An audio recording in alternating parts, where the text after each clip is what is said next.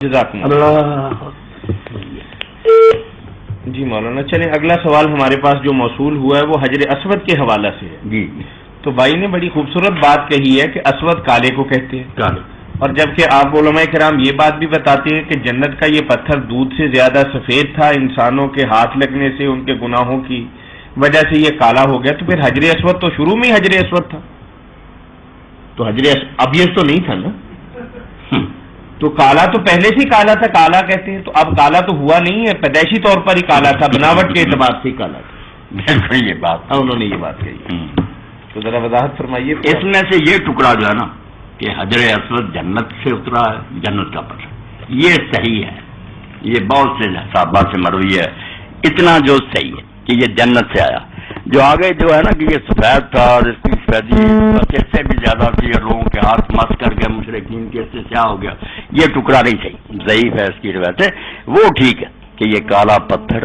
جنت سے آیا، بس اس لیے آپ کا سوال جو نا آگے وہ کمزور روایت پر مبنی، وہ صحیح نہیں کہ لا ہاتھ لگنے سے تو ان کا سوال ہی نہیں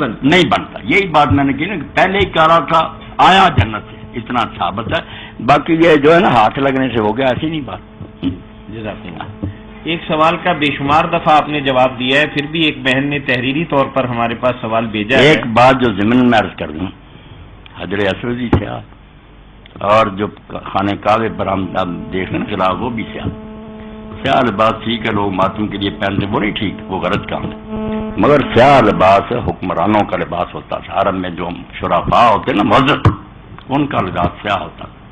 اس لیے شیخ اکبر فرماتے ہیں کیوں کالا لباس اللہ نے پہن لیا، یہ حجر اسود بھی کالا اور یہ جو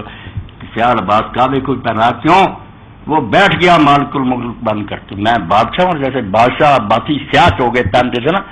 آپ فکر نہ کریں کہ میں بخش نہیں سکتا، میں جو چاہے کروں، جس کو چاہوں سزا دوں، یہ اپنا مالک اور بادشاہ ہونے کا جو لباس تھا نا سیاہ ابائیں، وہ پہنی کہ مجھے کوئی کمزور اور بے بس نہ سمجھنا، میں حکمران ہوں جس نے سیاہ لباس اب تو لوگوں کی سمجھ نہیں ہے، حکمرانوں کا ہوتا ہے، اس لیے اپنی بادشاہ کے اظہار کے لیے کہ جس تخت پر میں بیٹھا ہوں، جیسے کہ حضور نے فرمایا کہ اگر وہ صراع اترے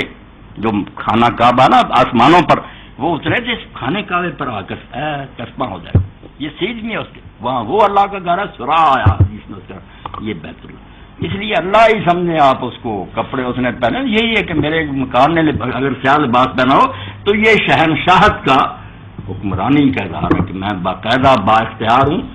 سزا بھی دے سکتا ہوں، بخش بھی سکتا ہوں، اس لیے اگر آپ سچے دل سے معافی کے لیے آئے ہیں، آپ کے گناہ بے شک سمندر کی جاگ کے برف، یہ نہیں سمجھا کہ کون بخشے گا، میں بادشاہ ہوں، میرا جبہ نہیں دیکھتے کہ میں سیاہ لباس اوڑے بیٹھا ہوں، حکمران ہوں، جس کو چاہوں گا بخشوں، یہ اس کے لیے آپ کو پڑھنا پڑے گا کہ حکمران جو تھے ان کا لباس سیاہ ہوتا تھا، اب کمائیں جو پہنتے سیاہ، اب بھی دیکھتے نا کہ جو معزز عالم ہوتے ہیں یا شیوخ، سیاہ لباس ہوتا، سو کے لیے تو لوگوں نے غلط بنا لیا نا، وہ نہیں تھی۔ جی